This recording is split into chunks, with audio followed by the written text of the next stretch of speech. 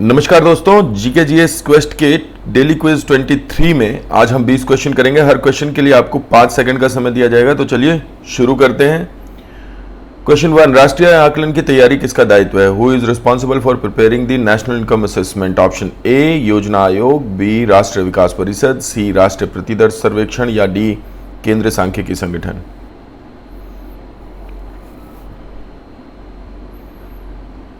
जी, CSO करती है ये आकलन। आपको याद रखना है केंद्रीय सांख्यिकीय संगठन, सेंट्रल स्टैटिस्टिकल ऑर्गेनाइजेशन, और पीसी महालनोबिस की अध्यक्षता में इसका गठन किया गया था। और इसके लिए डेटा जो लेती है वो नेशनल सैंपल सर्वे ऑर्गेनाइजेशन लेती है, और इसे जारी करने का काम पहले तक प्लानिंग कमीशन करती थी, अब इसे नीति आयोग करता है। तो याद रखेंगे, केंद्रीय सांख्यिकीय संगठन आकलन करता है, national sample survey organisation data एकत्रित करता है, और योजना आयोग जो कि अब नीति आयोग के रूप में काम करता है, योजना आयोग समाप्त हो गया है, तो ये काम करता है इसको जारी करने का डेटा को।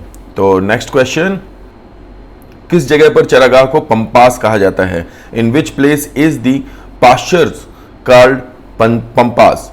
ऑप्शन ए अफ्रीका, बी दक्षिण अमेरिका, सी ब्रिटेन, डी संयुक्त राज्य अमेरिका।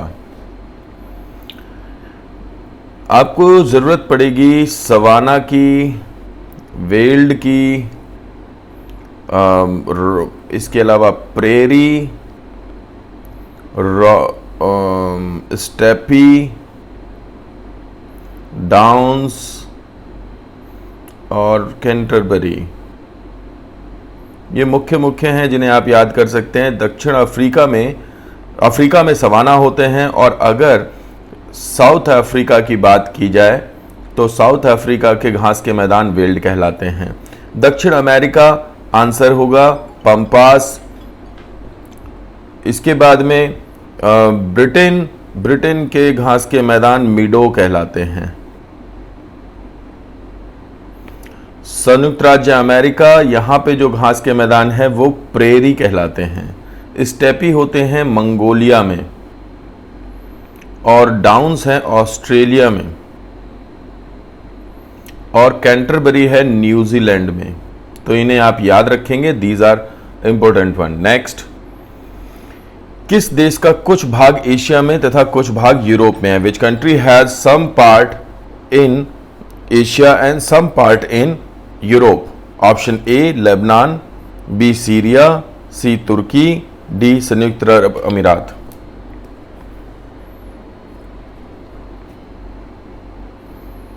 जी, इसका आंसर होगा टर्की। दो ऐसे देश हैं, एक तो है भाई रशिया और दूसरा है टर्की, जो कि आधे यूरोप में और आधे एशिया में है।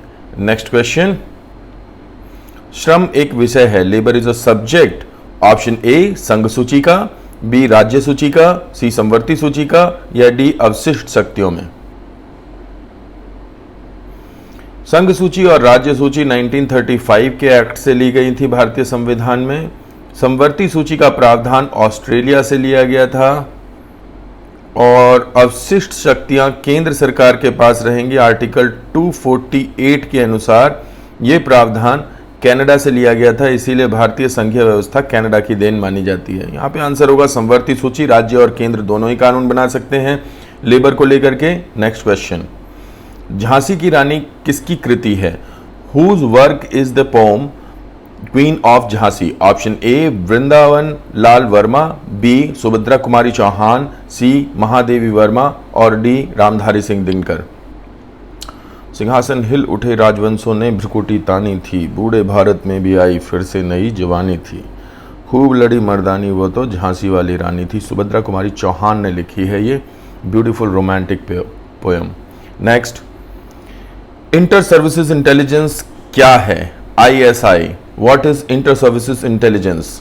ऑप्शन ए पाक अधिकृत कश्मीर में आतंकवादी संगठन, बी पाक की सार्वजनिक सरकारी संस्था, सी पाकिस्तान की गुप्तचर संस्था, और डी लश्कर तैयबा का पंजीकृत कार्यालय। यहां पे लश्कर होगा, इसका आंसर होगा डेफिनेटली सी अच्छा, यहाँ पे ध्यान रखना है आपको, एक ही नाम बताऊंगा वैसे, मोसाद, जो कि दुनिया की सबसे बड़ी गुप्तचर संस्था है इजराइल की, और इंडिया में रॉ काम करती है, और इसके अलावा एक आईबी काम करती है। ठीक है, नेक्स्ट क्वेश्चन, क्वेश्चन 7, विश्व की सर्वाधिक व्यक्तियों द्वारा बोले जाने वाली भाषा कौन सी है? Which language is spoken by most people in the world? Option A Spanish, B अंग्रेजी, सी तेलुगु और डी मैंडरीन। विश्व में दूसरे नंबर पे आती है अंग्रेजी और तीसरे नंबर पे आती है हिंदी। भारत विश्व की सबसे ज्यादा बोली जाने वाली 10 भाषाओं में हिंदी और बांग्ला भारत की 2 भाषाएं आती हैं। नंबर 1 पे है मैंडरीन, जो कि है चाइना की भाषा। भाषा पे एक अलग से टॉपिक करेंगे तो उसमें सारी चीजें बता दी जाएंगी। नेक्स्ट क्वेश्चन, भारत में सर्वाधिक भंडार किस धातु का है? Which metal has the largest reserves in India? Uranium, platinum, thorium, radium.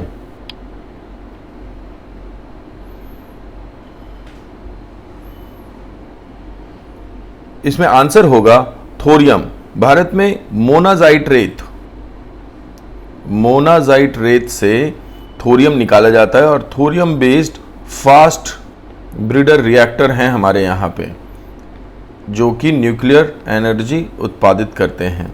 तो भारत का इसमें महारत हासिल है। नेक्स्ट 9, इंदिरा गांधी नहर का उद्गम स्थल है। Origin of Indira Gandhi canal is? Option A Gandhi Sagar बांध, बी भाखड़ा बांध, सी हरिके बैराज और डी गोविंद बल्लभ सागर।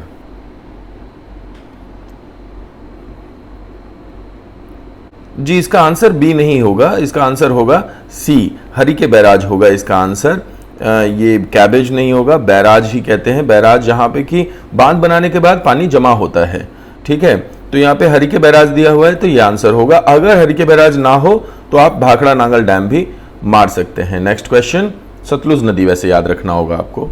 असंगत युग्म को छाटिए, sort out incompatible pair. Option A Jaipur Chambal, B Bhubaneswar Mahanadi, C Jabalpur Narmada और डी सूरत ताप्ती। ये नदियों के किनारे बसे नगर और नदियां हैं। जी, यहां पे होगा जयपुर या चंबल। चंबल नदी के किनारे पर कोटा पूछा जाता है जनरली, और वो सही आंसर होता है। यहाँ पे जयपुर चंबल के नहीं, जयपुर से होकर के कुछ 10-12 छोटी छोटी नदियाँ निकलती हैं, तो वो इनसिग्निफिकेंट है। भुवनेश्वर महानदी, जबलपुर नर्मदा और सूरत ताप्ती ने याद कर लें, महत्वपूर्ण है। नेक्स्ट क्वेश्चन, डिगबोई प्रसिद्ध है। Digboi is famous for? Option A इस्पात उत्पादन के लिए, एल्युमिनियम के लिए, पेट्रोलियम उत्पादन के लिए या सूती वस्त्र उद्योग के लिए।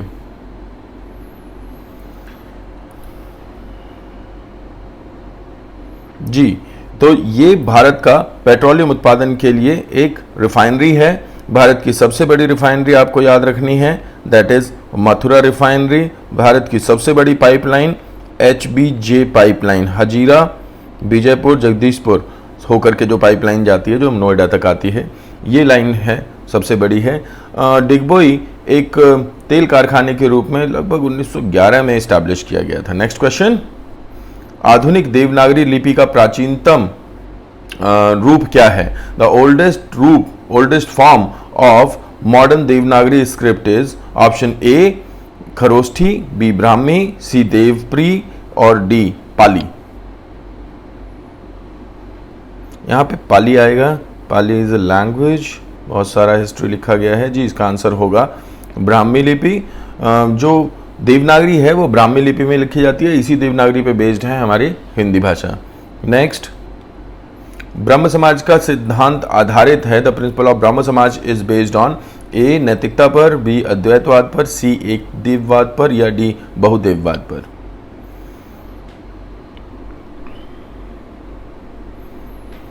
राजा राम मोहन राय ने इसको इस्टेब्लिश किया था 1928 में, और इसका मुख्य उद्देश्य था मोनोथेइज्म। तो आप याद रखेंगे। इसके बाद केशव चंद्र सेन और उसके बाद में देवेंद्रनाथ टैगोर ने इसका कार्यभार संभाला था। नेक्स्ट क्वेश्चन, विश्व का सबसे ठंडा स्थान, coldest place in the world is? Option A Halifax, B Chicago, C Siachen, D Verkhoyansk. Bharat के सबसे ठंडे प्लेसेस में सियाचिन ग्लेशियर है। बरखोयांस ये दुनिया का सबसे ठंडा प्लेस है जो कि रशिया में है। आप इसको याद रख सकते हैं that it is in Siberian desert. Next question, Sardar Sarovar योजना से लाभान्वित होने वाले राज्य हैं। The states benefited from Sardar Sarovar योजना are option A Gujarat, Maharashtra, Madhya Pradesh, Rajasthan, Madhya Pradesh, Andhra Pradesh, Gujarat, Maharashtra, Orissa, Madhya Pradesh, Gujarat, Maharashtra, Madhya Pradesh, Gujarat, Karnataka व महाराष्ट्र। 4 राज्य हैं, ये तो आप याद रखें। सबसे पहले याद रखें 4 राज्य। गुजरात में है ये परियोजना, ये याद रखें। फिर महाराष्ट्र, मध्य प्रदेश और राजस्थान। आंसर होगा ए। नेक्स्ट क्वेश्चन, किस एक जगह पर मुक्त व्यापार क्षेत्र नहीं है? Which one place does not have a free trade zone? Option A Kandla, B Mumbai, C Visakhapatnam और डी तिरुवनंतपुरम। भारत में SEZ बनाने चालू किए गए थे, स्पेशल इकोनॉमिक जोन, जो कि जुड़े हुए हैं फ्री ट्रेड प्लेसेस से। तिरुवनंतपुरम इसका आंसर होगा, बाकी तीनों ही भारत के फ्री ट्रेड जोन है। नेक्स्ट क्वेश्चन, संसार का सबसे बड़ा नगरीय समूह है। The largest urban group of the world is? Mexico Nagar, Mexico city, New York, London या टोक्यो योकोहामा?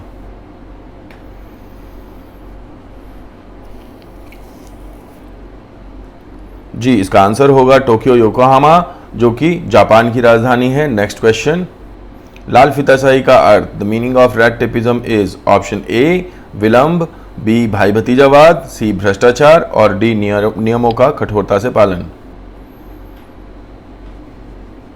भाई भतीजावाद जिसे कहते हैं नेपोटिज्म, और भ्रष्टाचार होगा इसका आंसर। रेड टेपिज्म मतलब कि रेड टेप यानी सरकारी तंत्र अपनी मर्जी चलाता है, तो भ्रष्टाचार का वो एक रूप है। नेक्स्ट क्वेश्चन, कुमार गंधर्व कौन थे? Who was Kumar Gandharva? Option A प्रसिद्ध नाटककार, प्रसिद्ध चित्रकार, प्रसिद्ध शास्त्रीय गायक, और या फिर बांसुरी वादक।